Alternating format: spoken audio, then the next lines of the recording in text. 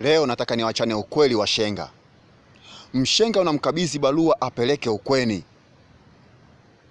Barua inafika vizuri tu na inapokelewa salama kabisa. Lakini unakuta ghafla barua inarudi siku hiyo hiyo. Hivyo ulishawahi kuona wapi?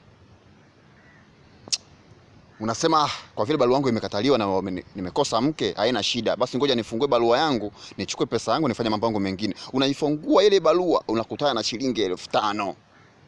Unasema wewe usintanie. Yaani usintanie kabisa. Yaani mke nimekosa. Alafu leo hii lango anachukua, haiwezekani. Unavuta waya mpaka ukweni.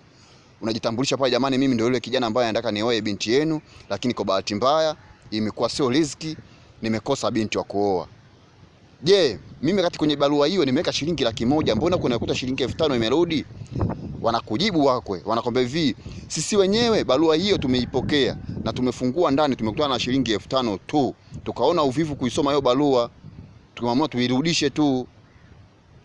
Ndio nasema sasa, muda mwingine washenga mnatufanya sisi vijana tukose mabinti wa kuoa. Nyinyi ndio sababu ya kukosa mabinti wa kuoa. Ndio maana ukuta barua mtu inakataliwa. Kwa nini barua inakataliwa?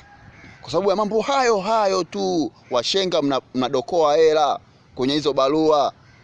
Ndio maana sisi tunaweka pesa kwenye hiyo barua, pesa la kuanzia 200,000, 300,000 ili tupate mke haraka, lakini nyinyi mnajifanya hiyo pesa mnadokoa na mnaipeleka barua. Wengine tena mnapeleka bila hata pesa ndani.